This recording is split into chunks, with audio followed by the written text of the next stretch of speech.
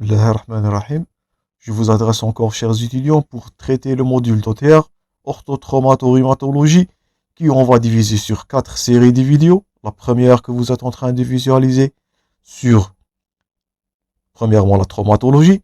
Une deuxième concernant la CCI ou la chirurgie infantile. Une troisième série de vidéos concernant la rhumatologie. Et dernièrement, la quatrième dédiée pour la médecine physique et la réadaptation. Pour les gens qui viennent juste de nous suivre, vous allez retrouver tous les liens de tous ces supports utilisés dans les vidéos, dans la description à télécharger avec mes liens de réseaux sociaux. Contactez-moi à tout moment. Abonnez-vous si vous n'êtes pas encore. Je vous invite à un maximum de partage et on engendrera notre premier chapitre, notre première série, notre premier cours. On a des généralités sur les fractures. On va suivre le plan suivant. On va voir des définitions et des généralités sur le tissu osseux. Des circonstances étiologiques des fractures. Deuxièmement, troisièmement, les deux mécanismes directs et indirects de la fracture. Ensuite, on a un titre très important. On va baser sur l'anatomopathologie comme vous allez voir dans chacun type de fracture. On va passer à la clinique, la paraclinique ou les bilans radiologiques, le traitement, les formes cliniques, les complications et dernièrement des messages à retenir. Donc, premièrement, comme définition et comme des généralités. Donc, si on vous pose la question, premièrement, l'os, c'est pas un organe noble, mais il a 3 fonctions essentielles que vous êtes censé garder. Et je vous invite à prendre en note toujours. Donc, premièrement, le tissu osseux, il a un premier rôle majeur. C'est un tissu de soutien. Donc, c'est la charpente du corps. Il permet la station debout et la locomotion. Premièrement. Deuxièmement, il a un rôle très important. Et vous avez vu cette notion dans l'histologie. Donc, c'est la fonction de l'hématopoïèse. Surtout dans les os plats où on trouvera la moelle rouge. J'espère que vous vous souvenez de votre histologie. Donc, surtout dans le sternum, les os plats, et de la crête, dans la crête iliaque. Ce sont les deux organes majeurs, ou bien les deux localisations majeures de l'hématopoïèse. Et troisième rôle majeur, c'est le maintien de l'équilibre phosphocalcique. Donc, 3 rôles, charpente, soutien, production ou l'hématopoïèse et l'équilibre phosphocalcique. Après ça, on va voir la définition d'une fracture. Donc, une fracture, c'est une rupture. Je vous invite à noter cette définition en tête. Donc, c'est une rupture, on dit une fracture, ou on dit dans la traumatologie une rupture de la continuité d'un os. Donc, cette dernière, elle peut être une fissure, elle peut être une fracture ouverte, qui est plus compliquée, une fracture fermée.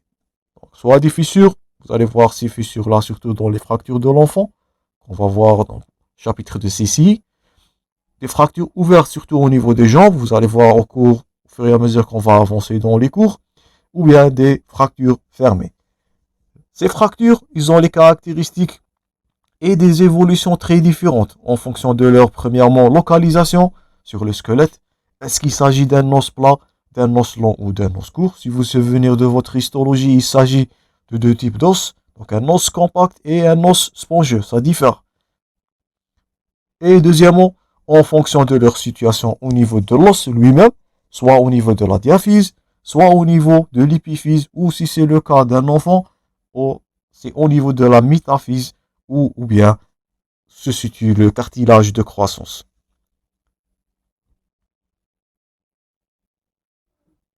Voilà quelques radios. Donc vous voyez premièrement fracture au niveau de la squelette vertébrale, fracture de la tibia, fracture de la malléole, et là vous voyez une fissure, ou bien on dit qu'il s'agit d'une fracture de fatigue, surtout chez les gens sportifs, on va voir ça prochainement. Là vous voyez malheureusement une fracture ouverte dans la tibia, qui est parmi les complications majeures. Vous allez voir ça lorsqu'on va entamer le cours fracture de la tibia. Et là, vous voyez une fracture qui est située au niveau de la diaphyse. Là, au niveau du membre supérieur, une fracture doublée sur les 2 os de l'avant-bras. Dans cette dernière fracture, il s'agit d'un risque concernant la fonctionnalité de la pronosupination. Il s'agit d'un risque d'un calvitieux lorsque la tête elle se situe au niveau de la diaphyse. Et il s'agit d'un risque, comme vous allez voir, d'une raideur articulaire lorsqu'il s'agit d'une immobilisation plâtrée. Donc, deuxièmement, les circonstances étiologiques. Donc, les fractures traumatiques sont les plus fréquentes, notez-vous maintenant. Ce n'est pas les fractures pathologiques, heureusement, ou bien les métastases osseuses. Vous allez voir ça lorsqu'on va entamer le cours les cancers osseux et les tumeurs osseuses. Donc, premièrement, c'est les fractures traumatiques qui sont les plus fréquentes. Les accidents sont variables, mais on peut citer par ordre de fréquence. Premièrement, bien sûr, les AVP ou bien les accidents de la voie publique. Donc, si on vous pose la question, c'est les AVP, les accidents de la voie publique qui sont les causes les plus fréquentes d'un accident traumatologique. On a un cours sur ça très important qui est la conduite à tenir devant un polytraumatisé. Ou bien, deuxièmement, un accident de travail.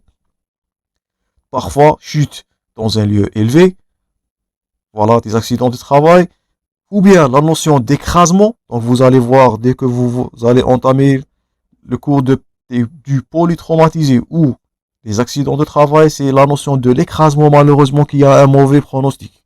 Un tissu, s'il est écrasé en traumatologie, malheureusement, il risque ou bien il a de grandes chances d'avoir une nécrose et on peut faire que l'amputation devant ce dernier. Donc, AVP, les accidents de la voie publique, premièrement, les accidents de travail, gardez-vous la notion d'écrasement. Il s'agit aussi des accidents lors du pratique sportif. Vous allez voir ça lorsqu'on verra la luxation ou bien lorsqu'on va voir les lésions des ligaments ou bien du pivot central surtout, les ligaments croisés. Vous allez voir ça dans le traumatisme du genou. Donc, accident sportif, haute vélocité et une puissance d'impact qui est élevée. Ou bien, chez un patient qui est âgé, une simple chute de sa hauteur, vous allez entendre cette phrase-là dans vos terrains de stage qui est en train de se répéter. Une simple chute de sa hauteur chez un patient qui est ostéoporotique, un patient âgé, elle est suffisante de causer une fracture. Donc, chute banale lors d'une déambulation, surtout chez les sujets âgés. Donc, de haute vélocité, c'est-à-dire de la VP, des accidents de travail, d'écrasement, les accidents sportifs à haute vélocité, notez-vous bien ce terme, voire même dans ce dernier cas, chute de sa hauteur pour le sujet âgé. Troisièmement, ou bien plutôt chez le vieillard, le risque, donc notez-vous bien, si vous avez un homme ou bien une personne vieille qui est en train de souffrir d'une fracture, malheureusement, ces patients-là, ils tolèrent mal les fractures. Pourquoi? C'est le risque d'alitement. Donc, si on vous pose la question, c'est pas la fracture elle-même qui pose le risque pour un patient qui est âgé. Vous allez voir ça lorsqu'on va entamer le cours des fractures de l'extrémité supérieure ou du col fémoral. C'est pas la fracture elle-même qui pose le danger pour le patient. C'est malheureusement l'alitement prolongé qui est très très mal toléré par ces vieillards. Donc, un alitement prolongé, mal toléré. La gravité des fractures, surtout si on vous pose la question, c'est la fracture du col du fémur, qui est malheureusement fréquente chez un sujet âgé. Ça va causer un alitement prolongé. Vous allez voir, on a un cours concernant les complications du décubitus. Donc, surtout les complications circulatoires, les thromboses, vous allez voir les escarres, les infections et ainsi de suite. Deuxièmement, il s'agit chez le patient. Un autre cas spécial, les patients avec des fractures pathologiques, surtout un os fragilisé. Donc, soit premièrement un os ostéoporotique. Donc voilà, la fracture du col fémoral. Donc si vous avez cette fracture, malheureusement, vous pouvez noter, elle est mortelle dans 95% chez un patient qui a dépassé les 60, voire les 70 ans, malheureusement. Fracture du col fémoral est égale alitement prolongé, est égale complication du décubitus, malheureusement, mort fréquente à 95% des cas. Voilà toujours la fracture du col fémoral, on a un cours sur ça. Voilà, à droite, vient dans l'illustration, un os sain en comparaison avec un os ostéoporotique. Donc ça, il s'agit d'une fracture, on utilise le terme pathologique. Donc des fractures pathologiques, un os ostéoporotique, fracture du col fémoral, elle se répète chez le vieillard, ou bien une fracture chez un os, ou bien sur des tumeurs ostéolytiques. Là, vous voyez des lacunes qui sont visualisées au niveau des flèches sur le squelette osseux, surtout dans les os plats. Cherchez-vous dans la crête iliaque, ou bien dans les fosses iliaques, voir les os de la voûte de la crâne. Vous êtes en train de visualiser des lacunes. Donc, malheureusement, ces derniers sont soit des métastases, voire dans certains des cas, mais souvent, ils sont repérés chez l'enfant. vous allez voir la notion d'un kyste osseux. Donc, chez un patient âgé, si vous avez des lises, ou bien des lacunes que vous êtes en train de voir là, malheureusement, c'est très fort probablement des métastases osseuses. Vous êtes en train de voir ça par la scintigraphie, malheureusement. Ou bien chez un enfant, vous pouvez être bien, en face d'un kyste osseux et vous voyez là, ah, c'est un kyste osseux qui est situé au niveau de l'extrémité supérieure de l'humérus. Et là aussi, un autre kyste qui est en train de se visualiser au niveau du calcaneus. Donc, fracture pathologique, signification d'ostéoporose, tumeur osseuse malheureusement, voire un métastase chez un patient âgé, voire un kyste osseux chez un enfant. D'autres causes de fracture, donc là voilà aussi toujours un kyste, un enfant. Donc si vous avez un kyste probablement chez un enfant, là aussi un kyste osseux qui est en train de se visualiser au niveau de l'extrémité inférieure du radius. On a un cours sur les fractures de l'extrémité inférieure du radius. Généralement, ces fractures ils sont retrouvées ou bien visualisées chez le patient vieillard. Une simple chute de sa hauteur, vous allez voir ça avec une main qui est en extension, peut engendrer une fracture de l'extrémité inférieure du radius, mais voir aussi quand vous êtes en train de visualiser un kyste osseux chez un enfant dans l'extrémité inférieure du radius peut causer une fracture qui est pathologique. Troisième, c'est les fractures dites de fatigue. Donc ces fractures, ils vont apparaître au cours d'un effort très prolongé. Elle est associée à des micro-traumatismes qui sont répétitifs, surtout chez les coureurs. Donc on dit qu'il s'agit, notez-vous bien ce terme, une fracture de fatigue, ou bien dernièrement certaines maladies génétiques qui peuvent causer ces fractures. Ou bien, lorsque ce que vous voyez à droite dans l'illustration, l'ostéotomie, peut être aussi une cause de fracture. Donc une section d'un segment osseux de façon volontaire, donc peut donner des fractures chirurgicales. Donc ostéotomie, fracture de fatigue, fracture par traumatisme qui est la plus fréquente, et ou bien voir malheureusement chez le sujet âgé, vieillard, malheureusement, soit de l'ostéoporose, voire des métastases osseuses. Tout ça sont des causes, si on vous pose la question, des causes de fracture. Donc les causes sont multiples. Le pronostic varie selon l'âge. Donc les deux pronostics, soit fonctionnels, voire malheureusement chez le vieillard, vital. Les complications et les séquelles, donc ils sont multiples. Là, dans votre support, vous êtes en train de voir une variété des fractures. Donc, à gauche, c'est une fracture pathologique sous-trochantérienne sur une image lithique. Donc, ce patient, il a malheureusement des métastases osseuses et c'est du mauvais pronostic. Par contre, là, voilà, une petite fracture de fatigue qui est située au niveau du deuxième, troisième et quatrième métatarsien. Donc, vous êtes là. Vous êtes en train de voir les fissures. Donc, ce sont des micro-fissures qui ont été accumulées par la marche prolongée ou bien l'effort sportif qui ont fini, ou bien qui avons fini avec cette fracture dite de fatigue. Donc, la fracture peut être très modérée, très simple, comme cette dernière fracture de fatigue, voire malheureusement une fracture grave sur un os qui est ostéolysé, voire des métastases osseuses et c'est du mauvais pronostic. Passons au troisième titre qui est les mécanismes des fractures. Et comme on avait dit au début de ce cours, il s'agit de deux mécanismes, mécanisme direct ou traumatisme direct, ou bien le deuxième qui est le mécanisme indirect. Bien sûr, le premier c'est le plus grave. Donc au niveau du mécanisme direct, l'os, il est rompu au niveau de la région de l'impact, comme si on vous pose la question comme définition. Le traumatisme, malheureusement, il va atteindre d'abord aussi les parties molles périphériques, en particulier les revêtements cutanés.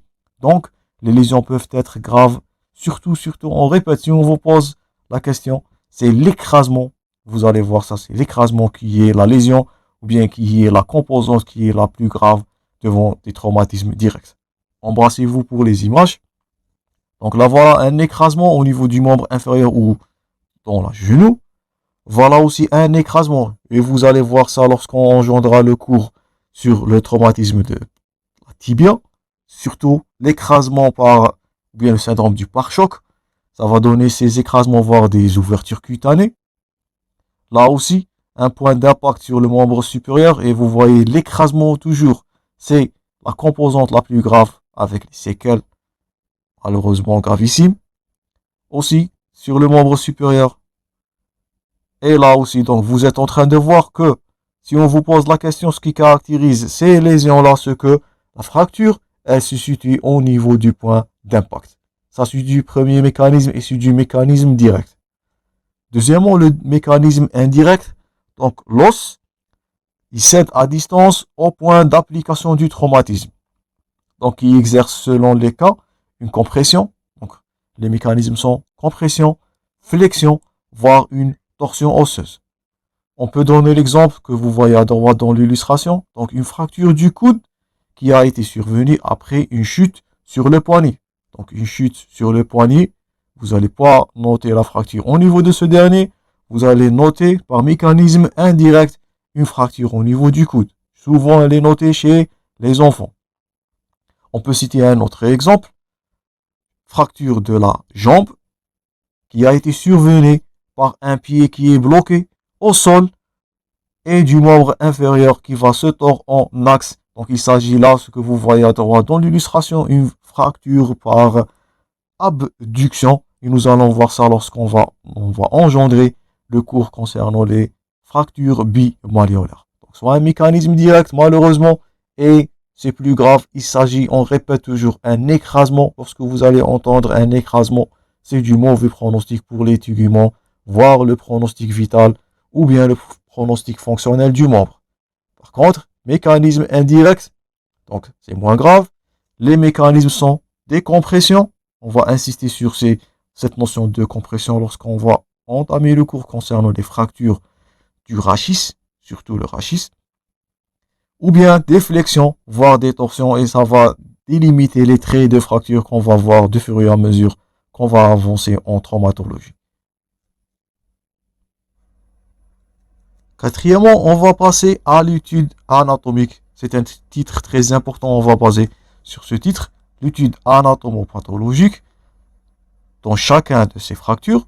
Donc une fracture, elle est définie par, premièrement, son siège, par deuxièmement le trait des fractures et le nombre des fragments et leur déplacement. Donc si on vous pose la question, on peut classer, donc ne banalisez pas les notions de base car ils sont très hypertombables. Donc on a premièrement une classification des fractures selon leur siège. Donc il s'agit d'une fracture soit au niveau de métaphyse comme on avait dit, épiphyse voire diaphyse. Le trait de fracture, est-ce que c'est un trait simple, voire un trait ou bien des traits compliqués, voire une fracture qui est communitive. Le nombre de fragments, c'est la notion de comminution. Et dernièrement, les déplacements, et notez-vous bien dès maintenant, le déplacement le plus grave, surtout chez l'enfant, c'est le décalage qu'on va voir dans juste quelques illustrations. Premièrement, pour le premier critère de classification qui est le siège de la fracture. Donc c'est d'abord son identité, par exemple, il s'agit d'une fracture de la clavicule, fracture du fémur. Plus précisément, sa localisation au niveau de l'os, on va dire qu'il s'agit d'une fracture de la diaphyse. Par exemple, fracture de la diaphyse ou bien du tiers moyen, voire tiers inférieur. Plus précisément, fracture métaphysaire. Notez-vous bien cette notion de fracture métaphysaire. Vous allez la revoir dans la deuxième série de vidéos sur la chirurgie infantile où on va voir les fractures de l'enfant. Et une fracture au niveau des métaphyses, on répète, ça va altérer ou bien ça va donner des séquelles sur la croissance par lésion du cartilage de croissance. Notez-vous bien ces notions-là dès maintenant. Donc voilà le siège de la fracture. Donc fracture soit de la clavicule, de la fémur. Ce que vous êtes en train de voir là, c'est une fracture à un trait horizontal qui se situe au niveau de la diaphyse, de la tibia. Le siège, donc métaphysaire, surtout gardez-vous l'enfant, épiphysaire, ou bien troisièmement, est-ce qu'il s'agit d'une fracture articulaire qui a un pronostic plus grave sur l'articulation. Vous allez voir cette notion de fracture articulaire dans la fracture de l'extrémité inférieure de l'hémurus, qui est une structure anatomiquement complexe, qui a une double articulation. Malheureusement, s'il s'agit d'une lésion ou bien une fracture du coude sur la partie ou bien une fracture articulaire, c'est du mauvais pronostic sur l'articulation du coude, et vous allez voir ça dans la fracture des extrémités inférieures de l'humérus, ou la fracture du coude. Donc, aussi une autre classification concernant le nombre de traits, ou bien le trait de fracture, est-ce qu'il s'agit d'un trait incomplet, ou bien un trait complet? Un trait incomplet, souvent, il est retrouvé chez l'enfant. On dit qu'il s'agit d'une fracture en verre-bois. Notez-vous bien ce terme aussi. On va le détailler prochainement. Donc, fracture incomplète, comme définition, c'est une seule corticale qui a été lésée. Vous êtes en train de voir là que c'est pas la totalité de l'os qui a été lésé. Donc, simplement une simple corticale ou bien une seule corticale qui a été lésée. On dit qu'il s'agit d'une fracture. On répète pour la deuxième fois, en verre-bois. Notez-vous bien ça dès maintenant. Ou bien des fractures complètes qui va atteindre les deux corticales. La voilà, notez-vous bien. Il s'agit donc d'une fracture qui est située au niveau de l'extrémité inférieure du radius. Une fracture qui est complète. Et notez-vous bien dès maintenant que cette fracture-là, elle est la fracture la plus fréquente pour le membre supérieur. Surtout la fracture de protocole qu'on va détailler dans le premier chapitre concernant les fractures de membres supérieurs. Donc fracture soit incomplète en bois vert, voire une fracture complète. Donc ça peut être une fracture bifragmentaire. Le trait il peut être transversal, ou bien un trait qui peut être oblique, ou un trait qui peut être spiroïde. Ou bien vous pouvez être en face des fractures qui sont dites complexes. Il s'agit d'une fracture trifragmentaire. Donc, ou bien une fracture en trait en nez de papillon, surtout dans le mécanisme de fracture spiroïde. Fracture en double étage, ou bien fracture plurifragmentaire, ou bien une fracture qui est dite communitive. Là, dans l'illustration de nombreux types de traits, donc on peut avoir un trait qui est transverse de gauche vers la droite, un trait qui est linéaire, un trait troisièmement qui est oblique. On dit qu'il s'agit là d'une fracture qui est engrainée, nous allons voir ça dans juste quelques lignes, voire une trait oblique avec déplacement, la notion de déplacement. Une fracture spiroïde, c'est cette dernière qui va donner là, bien le fragment en aile de papillon, ou bien la comminution, il s'agit d'une fracture à multiples fragments et c'est du mauvais pronostic. Donc, le T simple, transverse, oblique, spiroïde, voire la comminution, ou bien une fracture qui est dite communitive. Les fractures complexes ou plurifragmentaires, donc elle est définie par plusieurs traits de fracture. Comme on avait vu dans les illustrations, les fractures trifragmentaires. L'exemple, c'est une fracture tibiale avec un troisième petit fragment en nez de papillon, souvent avec un mécanisme de torsion. Ou bien la fracture à double étage, où il s'agit de deux traits supérieurs et inférieurs, isolent entre eux un troisième fragment intermédiaire. Ou, le plus mauvais des cas, une fracture plurifragmentaire, donc soit 4 voire 5 de multiples fragments, c'est une fracture qui est dite communitive, et c'est du mauvais pronostic. Pourquoi? Les fragments, ils sont trop nombreux, ils sont de trop petite taille, comme vous avez vu, ça c'est l'exemple. La reconstruction chirurgicale de ce puzzle osseux, malheureusement, elle serait impossible. Donc, du simple trait vers la communication concernant la gravité. Une autre composante qui pose des difficultés pour ces fractures, c'est la notion de déplacement. Donc, les fractures sans déplacement, malheureusement, ils sont rares. Un cas particulier, c'est chez l'enfant, lorsqu'il s'agit d'une fracture qui est sous périostée. Malheureusement, chez un sujet jeune, lorsqu'on dira un traumatisme à haute vitesse, haute vélocité, vous allez noter la notion de déplacement. Donc, chez l'enfant, l'os est complètement rompu, mais le fourreau périoste, il reste intact, qui va empêcher le déplacement. Par contre, chez un sujet adulte, le déplacement des fractures, il peut être soit diaphysaire premièrement, vous pouvez avoir une angulation sur le plan frontal. Nous allons en train de parler d'un valgus ou de varus. Donc là, voilà les deux composantes, varus et valgus. Vous pouvez être devant une fracture ou bien un déplacement sagittal, on dit qu'il s'agit d'un genou récurvatum ou un genou flexion, ou bien une translation dans le plan frontal, donc interne, externe, ou bien une translation sagittale antérieure et postérieure. Voilà quelques notions. Donc, ce que vous êtes en train de voir là, les deux flèches croisées sur du chevauchement. Là, voilà une angulation. Ça, c'est du valgus. L'inverse de ce dernier, c'est le varum. Donc, un pied varum ou bien un pied en haut. Ou bien un déplacement qui peut être soit sagittal, flexion, récurvatum, ou bien frontal, décalage, ou bien déplacement interne, externe, antérieur, voie postérieure. Pour le chevauchement, là, voilà un chevauchement qui est l'ascension d'un axe ou bien d'un fragment par rapport à un autre, ce qui signifie un raccourcissement du membre. Si vous avez un patient qui a une fracture avec un chevauchement, parmi les complications, vous allez voir ça surtout dans les fractures diaphysaires, il peut s'agir là d'un raccourcissement et qui pose un cal vicieux ou bien des séquelles post-traumatiques. Une autre composante qui est la plus grave, c'est le décalage.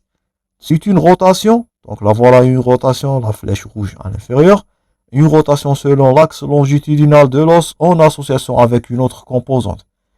Donc cette dernière, ou bien le fragment inférieur se déplace en rotation externe ou interne par rapport au fragment supérieur qui va entraîner une rotation dans le même sens du segment du membre en aval.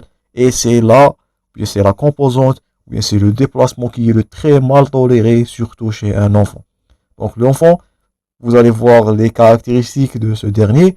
Donc il peut tolérer un petit cal vicieux, donc petit déviation surtout au niveau de la diaphyse à cause du phénomène de remodelage. Mais s'il s'agit d'un décalage, une composante rotatoire dans une fracture chez l'enfant, il s'agit d'une indication chirurgicale. Là, la remodelage osseux ne peut pas tolérer ou bien ne peut pas améliorer ces fractures ou bien ces déplacements. Donc ça c'était le premier cas s'il s'agit d'une fracture diaphysaire. Le deuxième, qui est le plus grave, s'il s'agit d'une fracture intra ou bien articulaire. On peut citer comme complication, voilà un tassement malléolaire ou bien un tassement astragalien. Donc s'il s'agit d'une fracture au niveau d'une articulation, on peut avoir premièrement un tassement, surtout un tassement vertébral. Notez-vous bien ce terme-là, on va détailler. Lorsqu'on va engendrer les fractures du rachis ou bien de la colonne vertébrale, un tassement pourra avoir comme séquelle ou comme conséquence une paralysie malheureusement du patient. Donc surtout, une fracture articulaire, elle tend à se compliquer, surtout s'il s'agit d'un décalage ou bien d'un déplacement, donc tassement du tissu osseux, séparation d'une partie de l'épiphyse articulaire par un trait vertical ou oblique. Vous allez voir ça lorsque vous allez engendrer la fracture de la rotule. Et ces deux types de déplacements élémentaires peuvent être isolés ou bien associés.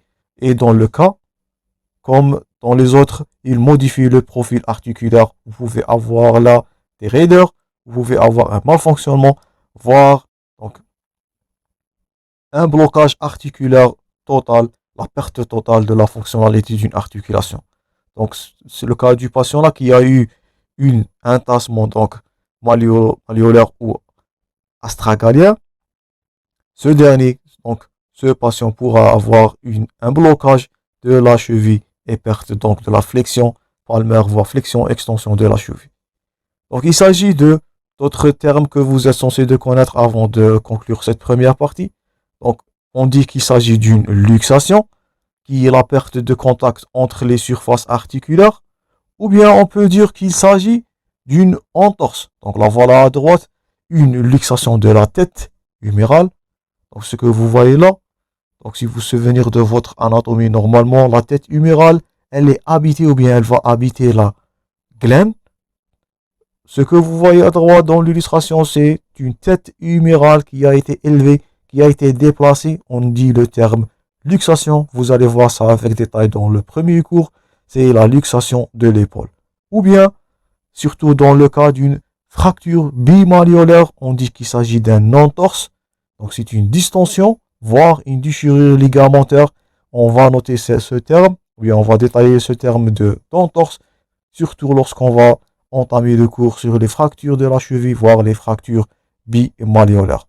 Donc cette entorse plutôt peut-être soit entorse bénigne, il s'agit d'une distension, notez-vous bien ce terme-là, on dit entorse bénigne ou distension ligamentaire, voire une entorse maligne qui est la déchirure, rupture complète des ligaments, surtout elle est notée quand vous êtes en train de voir les fractures de la cheville, les fractures bimalléolaires.